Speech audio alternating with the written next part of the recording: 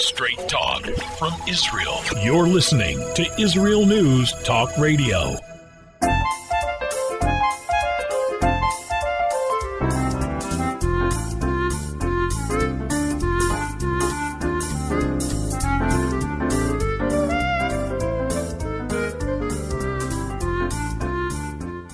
Good morning, good morning. My name is Andrea Simintov, and you are listening to Pull Up a Chair on IsraelNewsTalkRadio.com. Doesn't it feel like we've been away for so long? Oh my goodness, these holidays, it's wonderful, it's cleansing, it's fantastic. We're not going to look a gift horse in the mouth. We're not going to spit in the face of heaven, but it's enough. It's enough eating. I had another birthday during the holidays, and another year to say, I can't believe I'm still this fat this year. Okay, this morning we have listening in so far. We're going to announce the other countries coming in as we update our computers. But so far, it is late at night in the United States and Canada. Listening in, Boker Tov, Eretz Israel, happy you're with us. Oh, it's already late in the day in Australia. Time to put on dinner. Throw on the Barbie. And let's see, the UK is listening in. And of course, my beloved South Africa. It is exciting. We're starting again. It is Parsha Bereshis, the book of Genesis, and we're cleansed. We're clean. Our slates, the canvas is blank. It is waiting to be painted upon, and it all lies before us. So much forgiveness, so much potential, so much energy. And here we are faced with, we're going to try to keep away from the mucky muck news today. There are a few things I must address, but nevertheless, let us at least, before we go to our first break, let me tell you what the Chafetz Chaim says. And the Chafetz Chaim says, it's not enough to merely tell your sons that they must learn Torah, for that they may accomplish no more than just teach them that someday they too will tell their sons to learn. We have the opportunity to be the embodiment of all that is good, all that is wonderful, all that is fun, and all that is loving. Because if we don't do anything without the fun, without the energy, and without the humor, Lefi dati, in my opinion, it's not worth it. So when we come back, we're going to talk about missionaries in our midst and what we can do to cleanse the world. See you on the other side.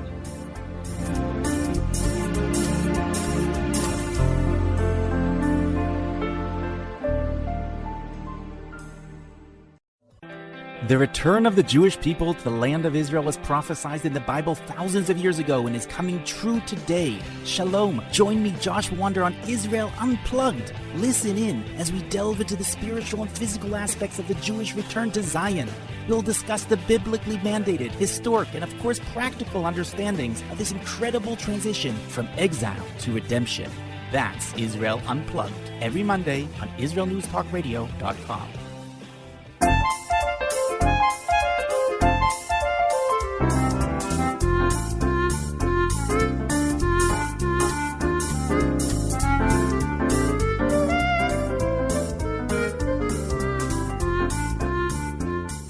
Okay, we're back. A lot of papers here. Andrea Simintov, pull up a chair, IsraelNewsTalkRadio.com. The chat room is open, so you can go in there and drop me a note and say, hey, I'm listening in from, and fill in the blank. Or let me know what you think of the show. Any questions, anything you would like me to cover in the future, as though I'm capable. Write to me at Andrea at IsraelNewsTalkRadio.com. Happy to hear from you. Okay, so yesterday was the first day. Oh, actually, you guys, anybody living outside of Israel, I'm going to try not to be smug here. Forgive me. We only have that one day of Yom Tov, one day of the holiday. We have the same Rosh Hashanah as everybody, 2 days. But the rest of the time, we have one day at the end of the Sukkot for us is one day, and then the whole intermediate days that we call Chol HaMoed. But you have one day less, and then you have 2 days of Yom Tov. We have the last day of Yom Tov and Simchas Torah and Shmini Atzeret. It's all rolled into one. So we were actually back in the game yesterday while you guys were still eating a few more meals. So yesterday, let's pretend it's today for the rest of you non-Israelis. So I started up, I actually had a client in the morning, haven't worked in a long time. And I always like to have a little music playing, but nothing was going to do it. Everything felt so pure, so clean. I didn't want to mess it up with, not that I don't enjoy the best of Broadway like anybody. I didn't, my usual music from the 60s and the 70s. I needed this sense of purity.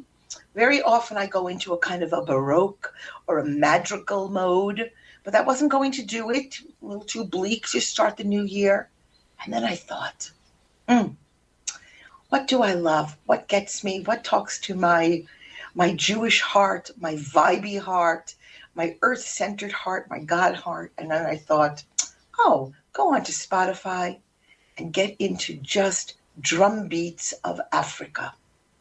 And that's all I had playing through the day yesterday.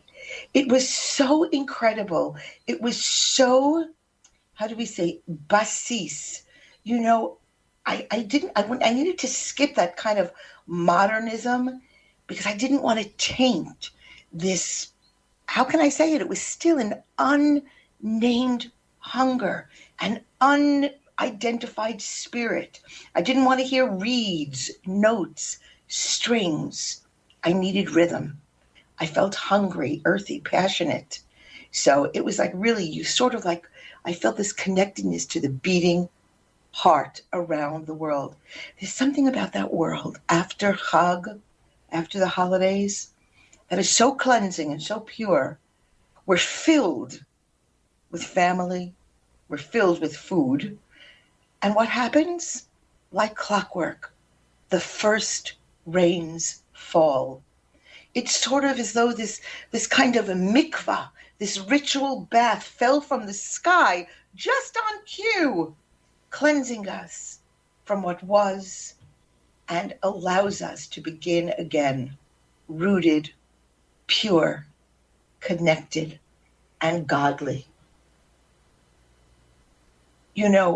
As I was saying, this Shabbos, we read the first parsha of the Torah, the creation of the world, our physical world. I know we have people listening in today from Australia and South Africa. I could see the green of England and the great mountains of the United States and Canada. There are no words. Israel's listening in this morning. Every climate, every miracle, every topography that appears around the world also appears in Israel. Everything's so beautiful. It's awesome. Nature. It's all around us. And what does it scream to us, even as the beats of the earth pulse? Unbelievable potential for development.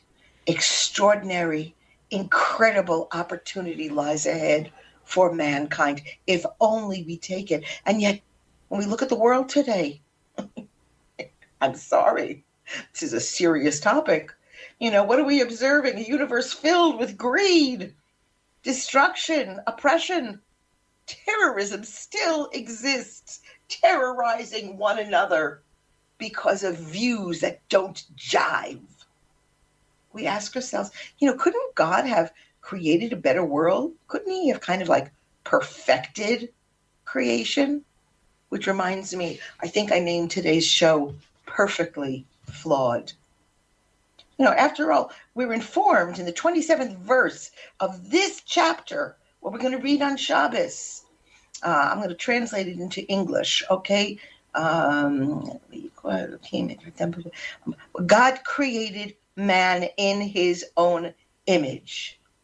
So we have to ask ourselves, shouldn't the image of God be a little more perfect? Shouldn't God's ultimate creation have been created with perfection? So, the sages, Chazal, actually asked this question. Wouldn't it be nice if Andrea actually made it up? But we're told that the Talmudic sage, Rabbi Yochanan, asked, why was man created in the image of God? So he responds to his own question, and he says, the story of God's creation of man can be likened to a king who ruled over a country. The king decided to build a new city, and he starts building it. So one day he calls together all the inhabitants of the city, and in their presence, I guess he had like a big ulam, a big hall, he appointed one of his officers to rule over everybody else. And he said to his officer, until now, I have been dealing with all the needs of this city, with each detail and every facet of city life. From now on, I'm giving all this responsibility to you. Says Rabbi Yochanan, God created man in his own image and gave him the responsibility of making it a better place in which to live. You know, to be sure, let's give credit where credit is due. God took the first steps, Bereshis, in creating a good world. It's a good world. But he didn't complete the creation. He left it to us to perfect the world. Indeed, when we recite Kiddush every Friday night, we recognize this. We open up and we quote from chapter 2 in this parsha. On the seventh day, God ceased from all his work which he created to make. La'asot. Well, doesn't it seem a little extraneous? According to the Ibn Ezra, the word la'asot, to make, means that God gave man the power, the ability, la'asot, to do, to make, to improve upon his creation, after God stopped the creating. God rested from his future activity, leaving to humankind to complete his initial work. You know, in a similar vein, I may add, the Midrash observes the Torah specifically notes God rested from all his work, implying that there is other work that is yet to be done, but not by him. We have a job. We're in it. We're in the game. If you're not working to improve the world, it doesn't mean that you had an option. Oh no. Your assignment is laid out before you every day when you open your eyes and you utter Moda Ali Lefanecha. Thank you for giving me my soul back. I'm on the job. The clock is punched. So, in pursuant to God's completion of the creation, he gave man free will either to follow up and improve on his creations or to opt out. According to Rabbi Nachman of Breslov, there's a dynamic interdependence between individual idealization and the perfection of the world. Without the proper behavior of us, we individuals, the world will self-destruct, despite the occasional wonderful accomplishments of man. That's our challenge, boys and girls.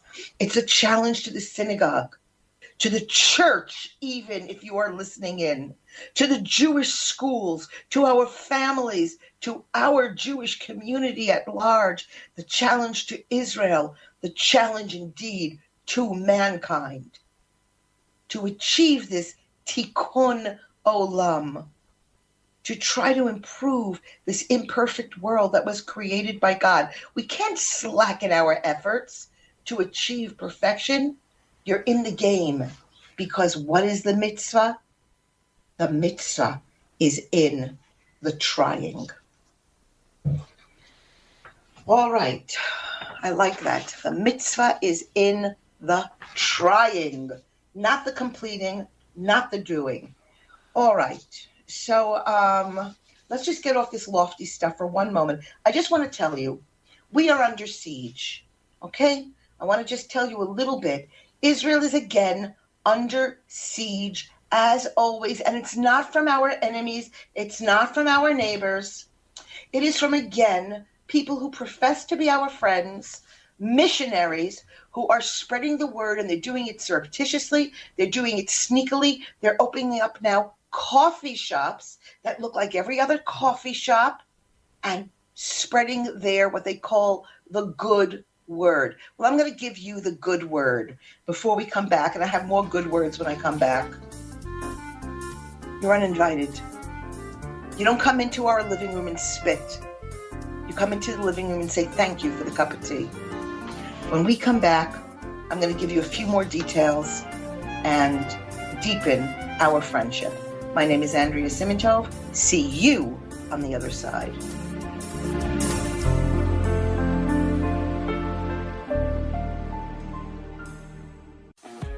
Hi, I'm Steve Miller. And I'm Matt Zucker. Join us for Lighten Up, where we take a look at the week's current events in Israel and from around the Jewish world through a humorous lens. If you've been paying attention during these crazy times, you know that it's a challenge to parody life anymore. But join Steve and I as we give it the old college try. Not only is being happy an obligation, but life is just too short to take it all so seriously. So join me, Steve Miller. And me, Matt Zucker. For Lighten Up every Monday morning at 10 a.m. Eastern Standard Time, 5 p.m. Israel, only on IsraelNewsTalkRadio.com.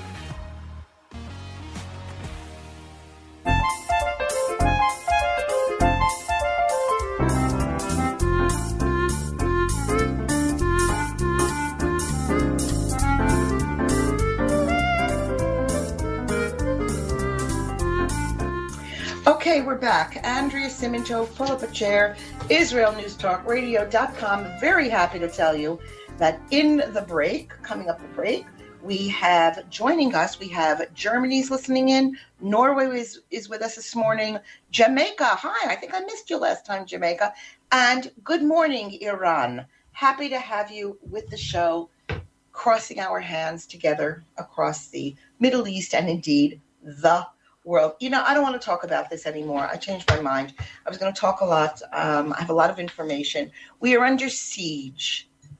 When you have a friend, you don't bully your friend. You don't manipulate your friend.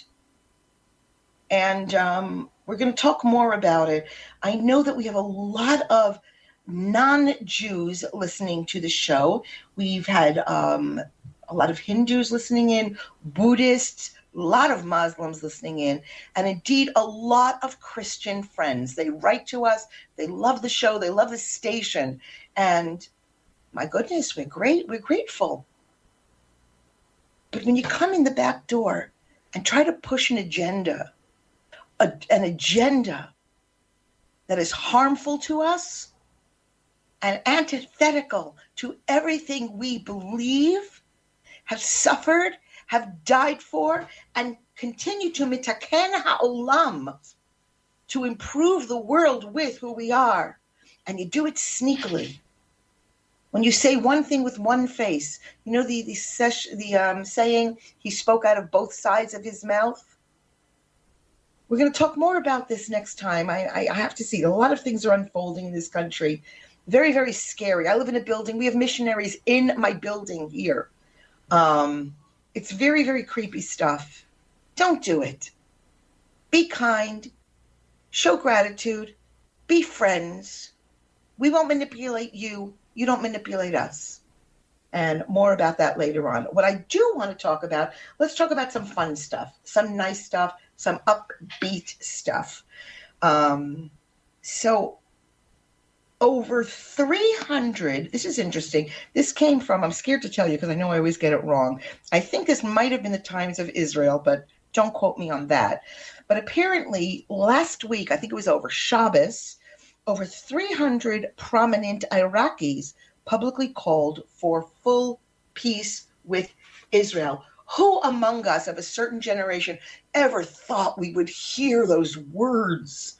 I get teary even reading it, that it was an unprecedented event, and it featured, this call featured leaders from the Sunni and the Shiite movement, and asking to join the Abraham Accords.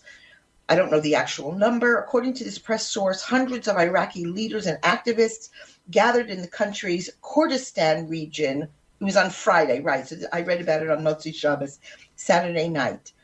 And they were asking for face-to-face talks with the Israelis. I'm not going to read you the whole article, But I just love these quotes. We have a choice: tyranny and chaos, or legality, decency, peace, and progress. The answer is clear. So this was all very upbeat, very nice. But lest we get too excited, what happens? What happens 2 days later, 3 days later? Those precious, brave, determined, heroic, and let me add, lucid Iraqi speakers who called for peace, arrested. I think they were arrested. They certainly are facing arrest.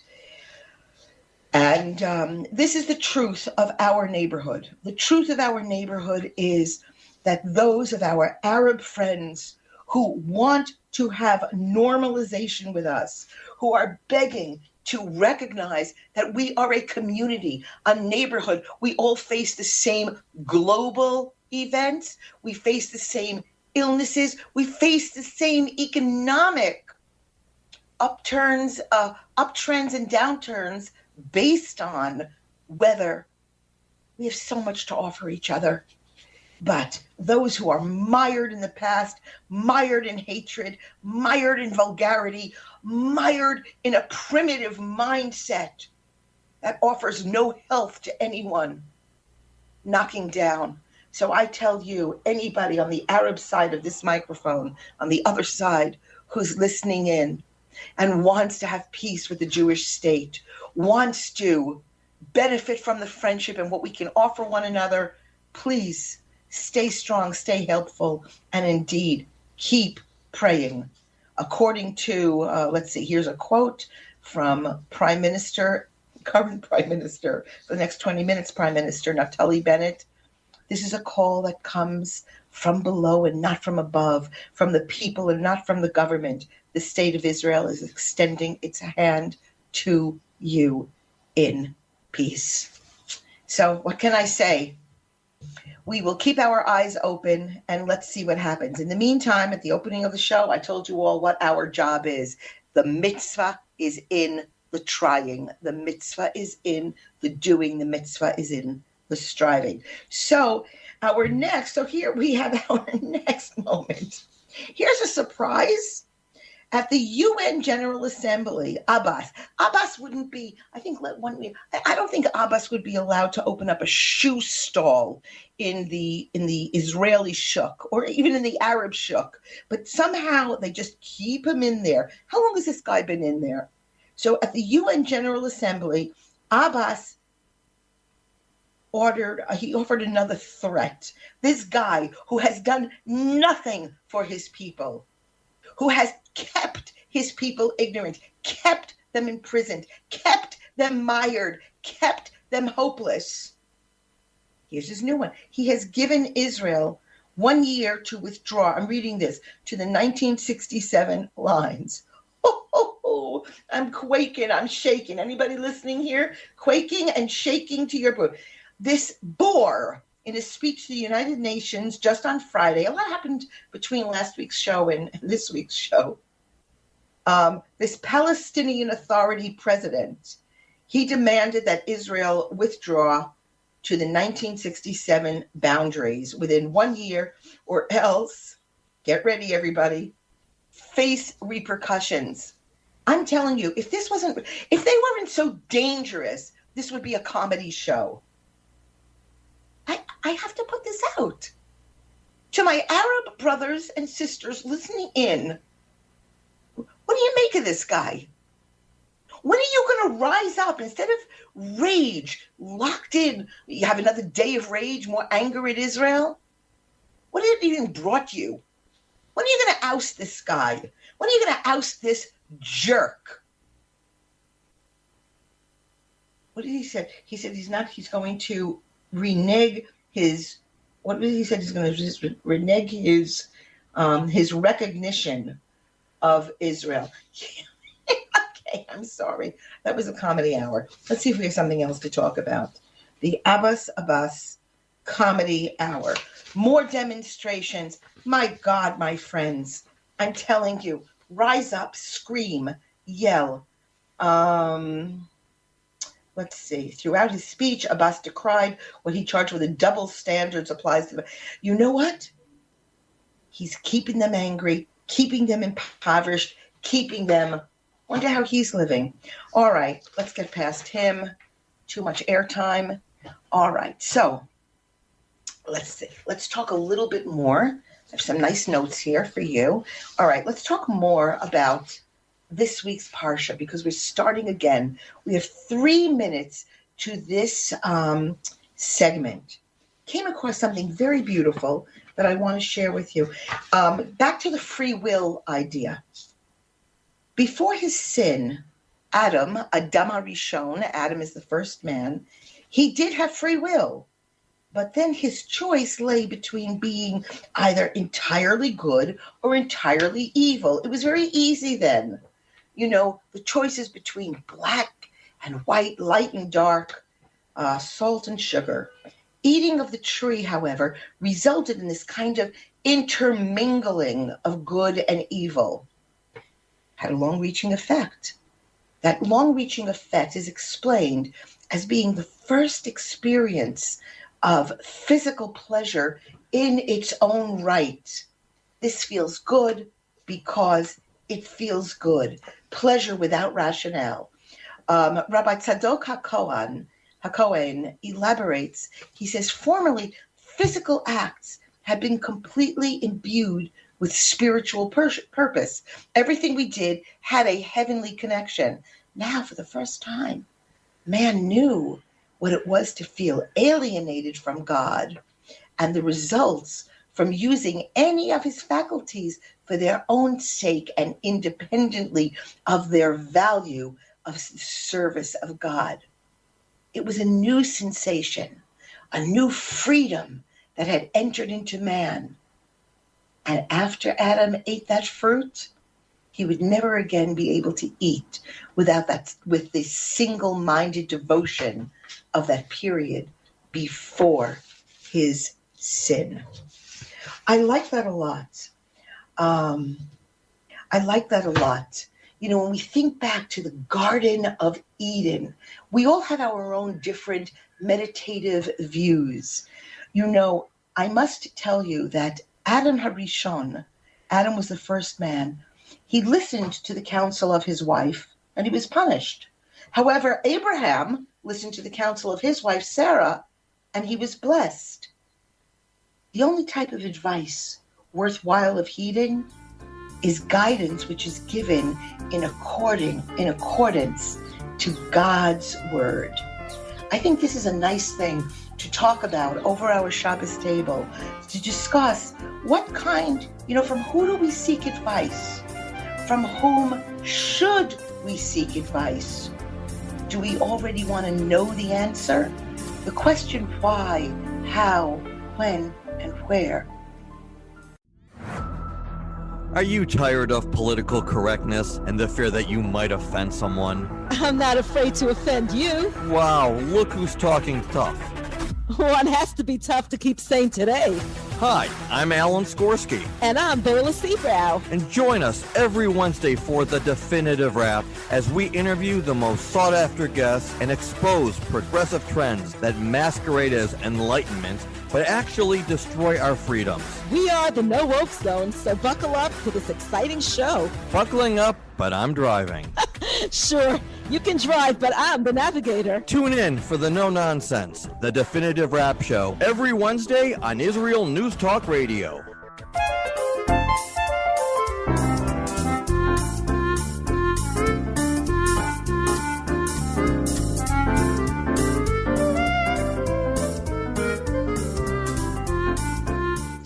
Okay, we're back. Andrea Simintov, pull up a chair on IsraelNewsTalkRadio.com. I have so many notes in front of me.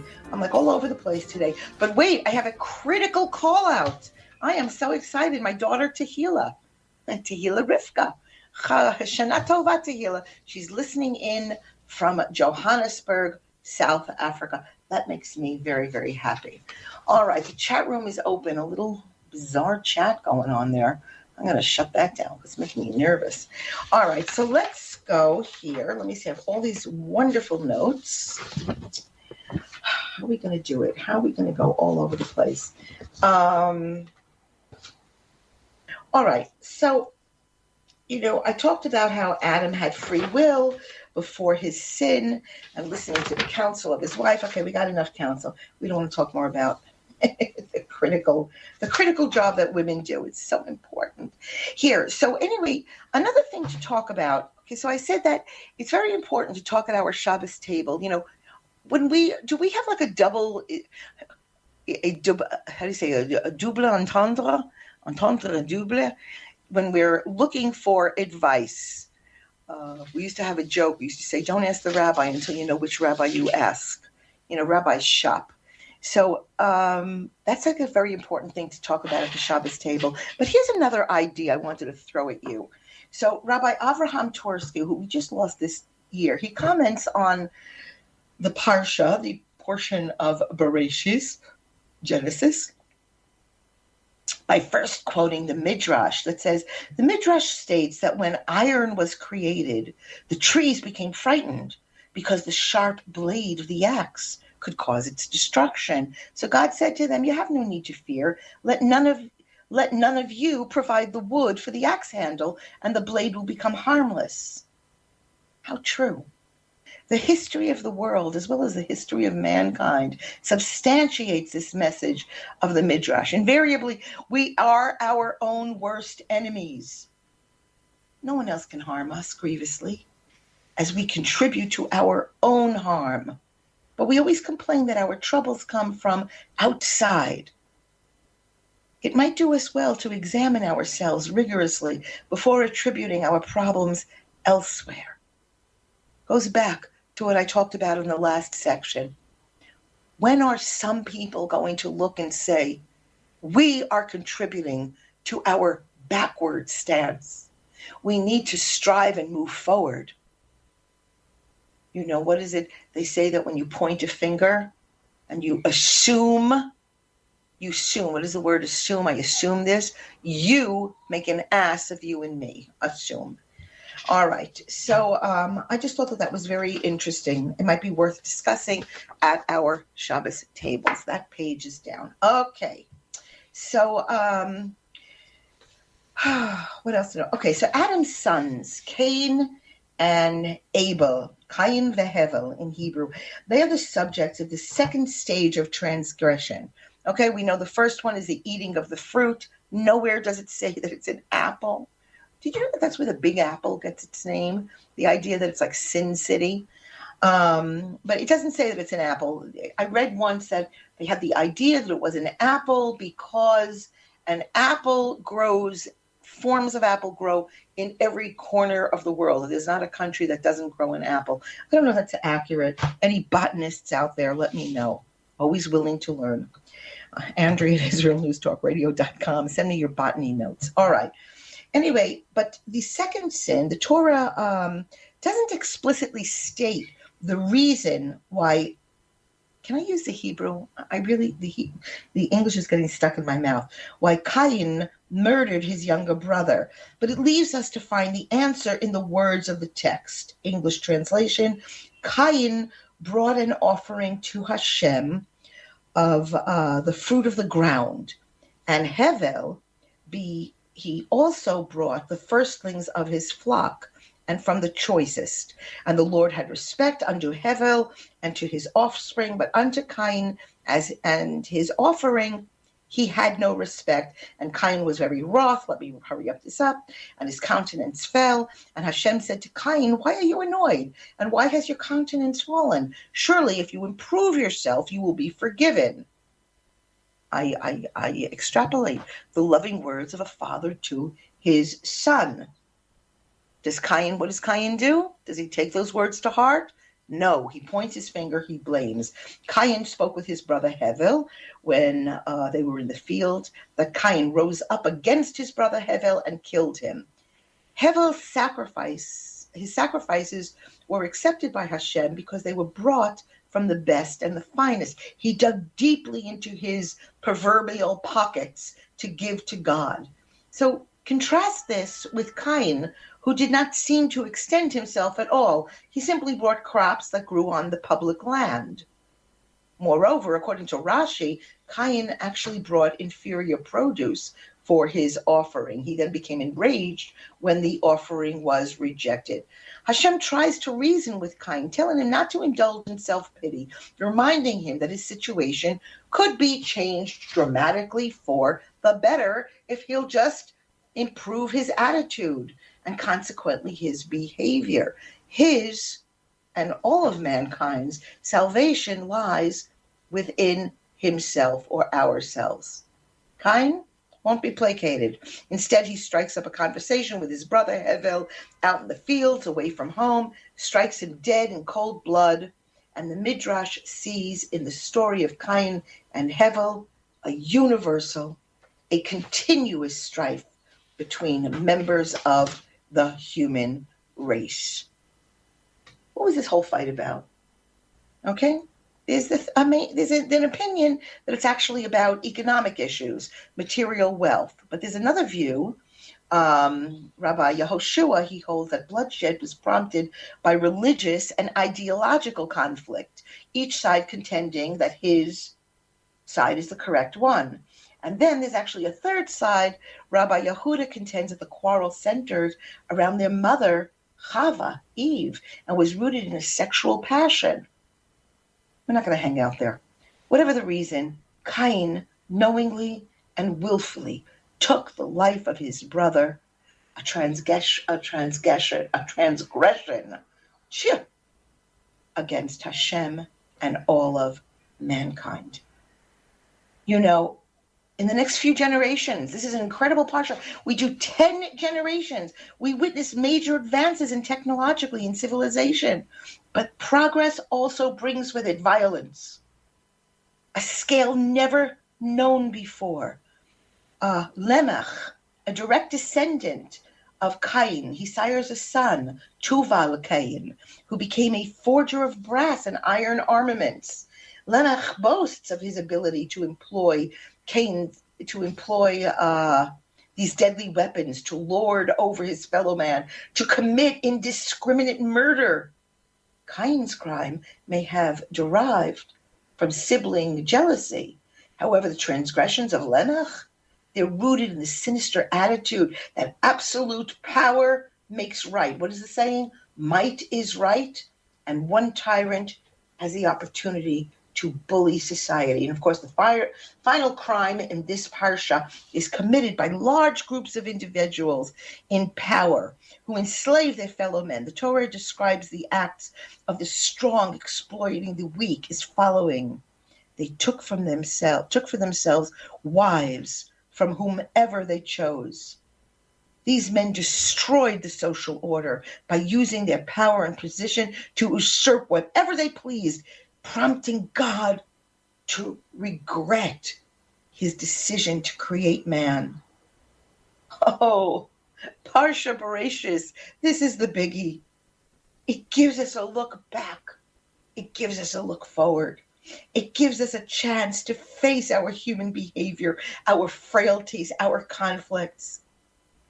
Parshas Bereshis, in the beginning, it offers us the opportunity to change ourselves for the better and to save the world. Bereshis, today, this Shabbos, as we emerge from these Yomim Norim, the days of reflection and atonement, we now face the first day of the rest of our new and our better lives. Just love it. All right, what are we going to talk about as we wrap it up? Okay, yeah. How's this? The Garden of Eden. For us, it's portrayed as this perfect place. Morality had not yet quite entered the world. And our aged father and mother, they lived in this environment where everything was provided: food, shelter, freedom from external dangers. And yet, in this most idyllic situation, one that we can't even begin to contemplate or imagine, temptation lurked in every corner. Humans are the union of body and soul. And as such, Perfection cannot be achieved because we are flawed. We're destined to be unsatisfied. We always desire food and pleasures that we don't even need. There's an inner voice in all of us reminding us that each of us has within us a piece of that perfect world, that Gan Eden, that Garden of Eden, in which a system of morality and human goodness, kindness, obedience to what God created for us. This is what enables us to survive and thrive in this imperfect world in which we now live. Shabbat Shalom U'Mivorach from Jerusalem.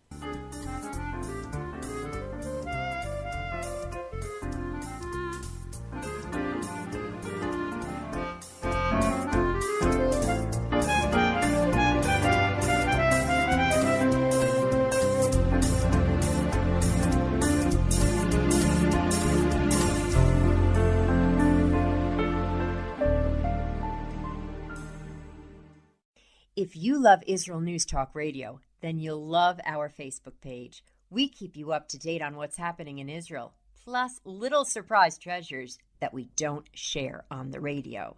Go now to follow us on Facebook. Just look for the Israel News Talk Radio Facebook page, and don't forget to subscribe and follow us by clicking on the like button. We post great stuff there that you'll want to share. Israel News Talk Radio on Facebook and Israel News Radio on Twitter. If you're hearing this message, everyone else can too. Advertise with Israel News Talk Radio and get your message out to people. We'll build a personalized package for you. Contact advertising at israelnewstalkradio.com. Straight talk from Israel. You're listening to Israel News Talk Radio. Hey, this is Jake in Anchorage, Alaska, and I love listening to all the super interesting interviews and up-to-date information on what's happening in Israel. Hello, this is Anna King, originally from London, now living in Israel. And what can I say? Israel News Talk Radio is my cup of tea. My name is Bhaskar. I'm from India, and I love listening because you get to know the truth and wonderful voices from this lovely country. Mom! Okay, wait a minute. Hi, this is Chava Dax, and I'm calling for the rolling hills of Malea Dumim, just north of Jerusalem. I always listen to Israel News Talk Radio to get all the latest news and commentary and to keep me up to date every day. This is Sarah Dax from Malea Dumim, and I'm 12. I wish Israel News Talk Radio was boring so my mom wouldn't listen to it all the time. Mom! You're listening to Israel News Talk Radio. News, opinion, and more. You're listening to Israel News Talk Radio.